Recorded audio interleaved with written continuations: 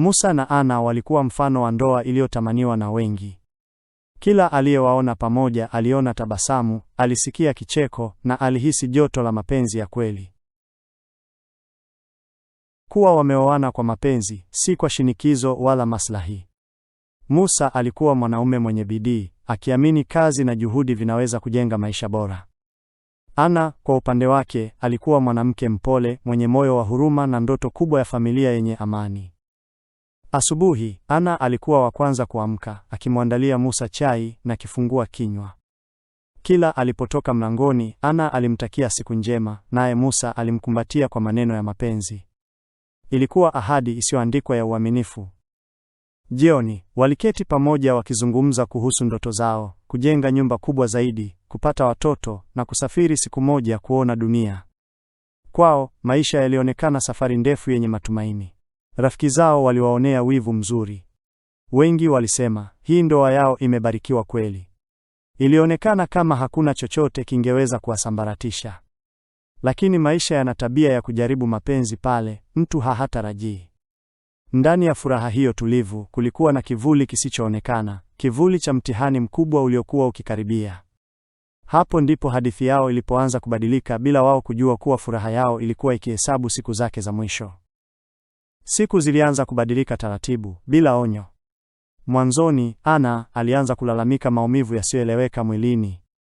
Mara nyingine miguu ilikataa kusogea vizuri, mikono ikatetemeka, kana kwamba nguvu zilikuwa zikimponyoka polepole. Musa alichukulia hali hiyo kama uchovu wa kawaida, labda kazi za nyumbani au msongo wa mawazo. Lakini kadiri siku zilivyopita, dalili ziliongezeka na tabasamu la Ana likaanza kufifia. Baada ya vipimo vingi, daktari aliwaangalia kwa uso mzito na kusema kuwa Ana alikuwa ameathiriwa na ugonjwa mbaya wa mishipa. Ugonjwa unaohitaji matibabu ya muda mrefu na ungeweza kumfanya apoteze uwezo wa kujihudumia. Maneno yale yalipenya kama kisu moyoni mwa Ana.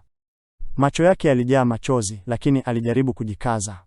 Musa alikaa kimya, akihisi dunia ikizunguka. Siku zilivyofuata, hali ya Ana ilizidi kuwa mbaya.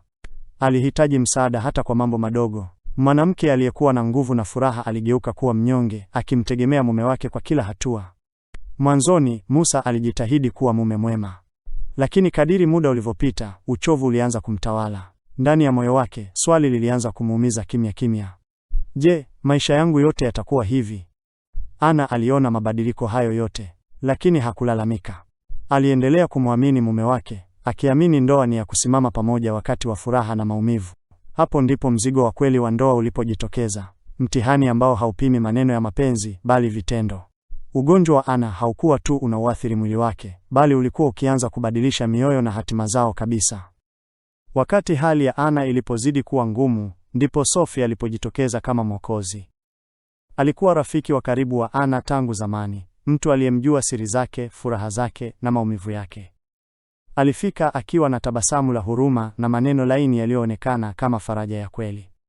Mwanzoni, uwepo wa Sophie ulionekana kuwa baraka. Alimsaidia Ana kwa kila kitu, chakula, usafi na faraja. Musa, aliyekuwa amechoka kimwili na kiakili, alihisi mzigo wake ukipungua. Alianza kumshukuru Sophie mara kwa mara, bila kujua kuwa shukrani hizo zilikuwa zikifungua milango ya hatari. Lakini nyuma ya huduma ile ya kujitolea, kulikuwa na moyo uliokuwa ukibadilika. Sophie alianza kuona hali ya Ana si kwa huruma tena, bali kama nafasi. Kimoyomoyo alijiambia, kwa hali hii, Musa anahitaji mwanamke mwenye nguvu, si mzigo. Maneno hayo hayakusemwa, lakini yalichoma ndani ya nafsi yake. Sophie alianza kubadilisha mienendo yake taratibu. Alizungumza na Musa kwa sauti ya upole, akimsikiliza kwa makini, akimpa huruma ambayo Ana hakuwa na nguvu ya kutoa tena.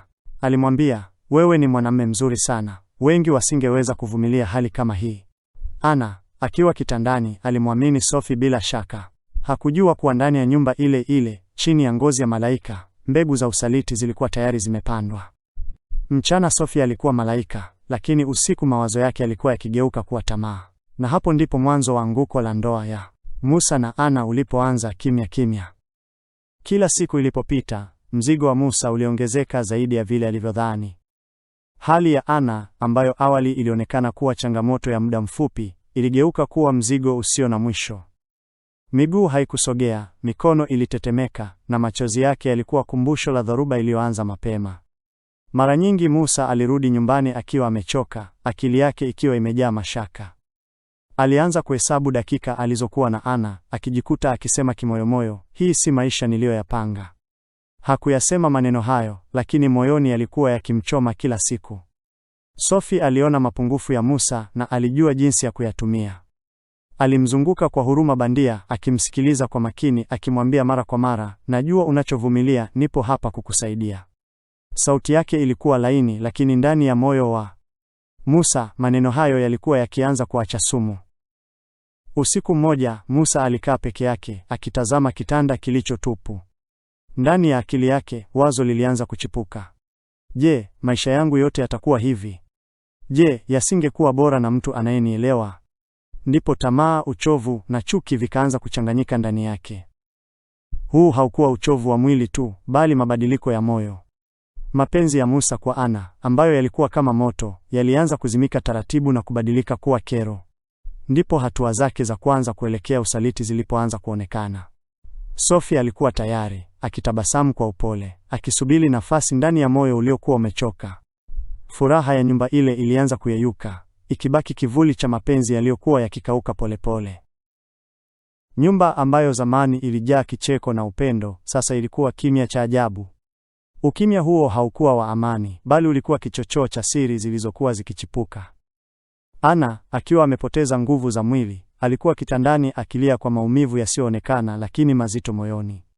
Hali ya Ana ilimfanya awe tegemezi kabisa. Kila hatua ndogo ya kujihudumia ilihitaji msaada wa Musa au Sophie. Lakini kwa Musa, kila msaada aliyoutoa ulianza kuonekana kama kifungo, na kila tabasamu la shukrani la Ana lilimkumbusha mzigo aliokuwa ameubeba. Ndipo Sophie alianza kuvuka mipaka taratibu. Kwa maneno ya huruma bandia na tabasamu lisilo na hatia, alianza kumkaribia Musa. Alimsikiliza, alimfariji na kumfanya ahisi kueleweka, hisia ambazo Musa hakuwa akizipata tena kutoka kwa mkewe mgonjwa. Uhusiano wa siri ulianza kwa maneno madogo yasiyo na hatia, ushauri, malalamiko na faraja. Lakini kila neno lilikuwa kama moto ndani ya moyo wa Musa. Alianza kupata faraja kwa Sophie, faraja ambayo mapenzi kwa Ana yalikuwa yamekosa kumpa. Usiku mmoja, chini ya mwanga wa nyota, Musa na Sophie walikubaliana kimya kimya kuanza uhusiano wao wa siri. Hawakuhitaji maneno mengi, kila mguso, kila tabasamu ulikuwa muhuri wa usaliti mkubwa uliokuwa umeanza. Ana, akiwa kitandani, hakuwa na uwezo wa kuona kilichokuwa kikifanyika chini ya paa lile lile. Ndani ya nyumba ile ile iliyokuwa hifadhi ya mapenzi yao, mbegu za hila, tamaa na usaliti zilikuwa tayari zimeota. Na hivyo, bila onyo, furaha ya zamani ilianza kuanguka hatua kwa hatua. Nyumba ile ikageuka kuwa mahali pasiri na migawanyiko ya moyo, mwanzo wa dhoruba isiyoepukika, safari ya maumivu, majuto na karma isiyo na huruma. Siku hiyo ilikuwa ya huzuni isiyo na kifani. Jua lilikuwa kimya na upepo wa mchana ulikuwa mzito, ukitawanya majani polepole, kana kwamba nao yalikuwa yakishuhudia mwisho wa kitu kikubwa. Anna, akiwa kitandani, alihisi kitu kizito kinakuja. Lakini moyo wake bado ulikataa kuamini. Upendo aliompa Musa kwa miaka mingi ulikuwa bado ukishikilia chembe ya matumaini, hata ndani ya giza lililokuwa likizidi kumzunguka. Musa alikaa kando yake, macho yake yakiwa mazito na yasiyo na hisia. Maneno aliyokuwa ameyabeba moyoni kwa muda mrefu hayakuwa tena na joto. Alitoa talaka, karatasi ndogo yenye maneno machache lakini makali, yaliyomchoma Ana zaidi kuliko ugonjwa wake. Siwezi kuishi na mzigo. Maneno hayo yalikuwa kama kisu kilichochomwa moja kwa moja moyoni mwa Ana. Hakukuwa na faraja, hakukuwa na maelezo. Ndani ya sekunde chache, Ana alihisi amepoteza kila kitu: afya, muda na upendo wa maisha yake. Ana alimwangalia Musa kwa macho yaliyotaka kuomba huruma, lakini alikuta giza tupu. Hakusema neno. Ukimya huo ulikuwa na uchungu mkubwa kuliko kelele yoyote. Ndani ya moyo wake, alijua sasa hakuwa na mume, hakuwa na rafiki, wala hakuwa na pakutegemea. Bila kusema lolote zaidi, Musa aliondoka. Aliacha talaka mezani, kama mzigo wa mwisho juu ya moyo wa Ana. Ana alikaa kitandani kwa muda mrefu, machozi yake yakimdondoka bila nguvu. Nyumba iliyowahi kujaa mapenzi sasa ilikuwa kimya cha simanzi. Alijua bila shaka, talaka hii ilikuwa mwisho wa sura ya furaha na mwanzo wa maisha mapya yaliyojaa maumivu na upweke. Hapo ndipo kizunguzungu cha dhoruba ya maisha ya Ana kilipoanza. Dhoruba ambayo isingemuumiza mwili tu, bali ingeupitia moyo wake kwa majaribu yasiyo na huruma. Siku hiyo, Musa alikuwa akiandika sura mpya ya maisha yake, sura ya furaha isiyo halisi. Sherehe ya ndoa yake na Sophie ilikuwa kubwa, yenye mwanga na sauti za kicheko zisizo na kikomo. Kwa macho ya umma, kila kitu kilionekana kuwa sawa. Lakini ndani ya moyo wa Musa kulikuwa na tupu isiyoelezeka. Furaha aliyokuwa akionyesha ilikuwa kinyume na hisia zake za ndani. Furaha iliyojengwa kwa mali na hila, si mapenzi ya kweli. Sophie, aliyekuwa rafiki wa karibu wa Ana, sasa alikuwa mke wa Musa. Alipanda hadhi ya maisha aliyokuwa akiota kimya kimya. Alijua wazi kuwa ndoto hii isingewezekana bila ugonjwa wa Ana na uchovu wa Musa. Walianza kuishi maisha ya anasa, nyumba kubwa, gari la kifahari, na akiba iliyojengwa kwa miaka ya bidii na machozi ya Ana yaliyosahaulika. Musa, aliyekuwa amevutwa na tamaa ya maisha mazuri, alishindwa kuona hila iliyojificha nyuma ya kila tabasamu la Sophie. Lakini ndani ya pembe za nyumba ile, kumbukumbu za Ana zilikuwa kama kivuli kisichoisha. Kicheko chake, machozi yake na miguu yake iliyodhoofika, yote yalikuwa ndani ya kila mali, kila tabasamu la Sophie na kila neno la Musa. Musa aliingia katika maisha ya kifahari, lakini maisha hayo yalijengwa juu ya maumivu ya mwingine. Furaha yake ilikuwa kama jengo lisilo na msingi, imara kwa macho ya watu, lakini likisubiri kugongwa na dhoruba ya hatima. Ndipo mbegu za majuto na karma zilipoanza kuota. Maisha ya Musa na Sophie yalionekana kamili kwa nje, lakini ndani yake kila kitu kilikuwa tayari kuvunjika. Hatima ilikuwa ikitazama kwa utulivu wa kutisha. Miaka ya furaha na mali ilipita kama ndoto isiyo na adabu. Musa alianza kushuhudia biashara yake ikiporomoka taratibu. Makubaliano yakivunjika, wateja wakitoweka, na mapato aliyoyategemea yakiyeyuka mbele ya macho yake. Hofu ilianza kumkalia moyoni, akihisi kwa mara ya kwanza kuwa msingi wa maisha yake unatetereka. Kisha, dhoruba nyingine ikamfuata. Ajali mbaya ilimkumba Musa, ikimnyang'anya miguu yake. Mwili uliokuwa imara sasa ukawa tegemezi. Kila harakati ikawa maumivu. Aligeuka kuwa kile alichokuwa anakidharau, mgonjwa, dhaifu na mwenye kuhitaji msaada. Sophie alianza kuonyesha uso wake wa kweli. Badala ya huruma, alichagua kutojali. Kila Musa alipohitaji msaada, Sophie aliondoka kimya kimya, akikusanya mali zilizobaki.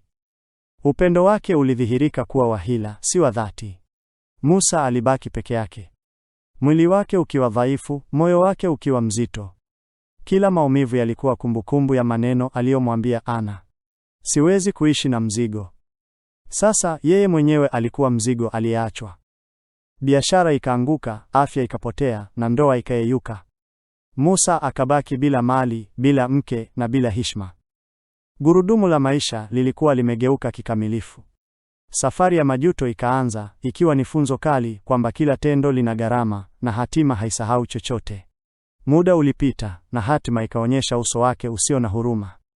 Musa, aliyewahi kuwa na mali, afya na nguvu, sasa alikuwa amepoteza kila kitu. Shida za kifedha, udhaifu wa mwili na utupu wa moyo vilimfanya kuwa mtu tegemezi, mtu aliyekuwa akihitaji msaada wa wengine.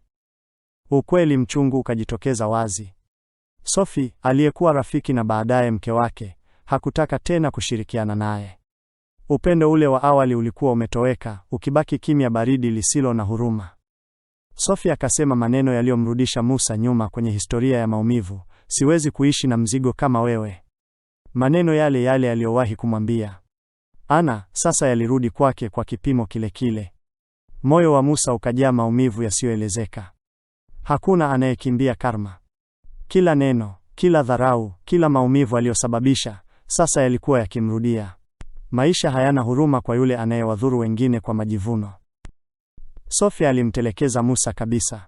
Aliiba mali iliyobaki, akatoroka na mtu mwingine. Upendo wake ulidhihirika kuwa uongo, hila iliyojengwa juu ya tamaa na maslahi binafsi. Ndoto za maisha ya kifahari zilimwangukia kama giza la usiku lisilo na mwisho. Musa alitambua kuwa maisha hayana upendeleo. Karma ilitenda. Maneno aliyoyatumia zamani yalirudi kama radi, yakimfunulia ukweli mchungu wa maisha, kwamba kila tendo lina malipo yake. Musa aliketi kwenye kiti cha kukisia, mikono yake ikitetemeka, miguu yake ikiwa haina nguvu.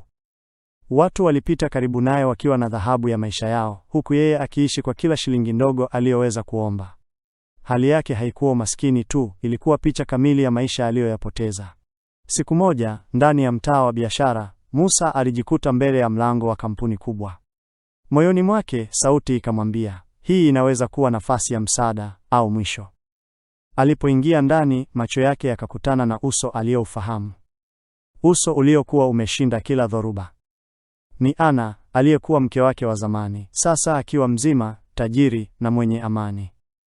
Macho ya Ana yalijaa huruma, si hasira. Alikumbuka upendo wa zamani, lakini alijua kuwa nafasi ya Musa katika maisha yake ilikuwa imeshafungwa milele. Ana akasema kwa sauti tulivu, nilikusamehe tangu siku ulinitupa. Lakini nafasi yako maishani mwangu tayari imeshafutika. Mungu amekulipa kwa kipimo kile kile ulichonipimia. Kwa mara ya kwanza, Musa alitambua uzito wa tabia zake. Msamaha ulikuwepo, lakini kurudi hakukuwa tena. Alibaki bila mke, bila rafiki na bila nguvu, akiishi ukweli mchungu kwamba tamaa, usaliti na hila hulipwa kwa wakati wake. Na upendo wa kweli, hata ukiwa kimya, hatimaye hushinda.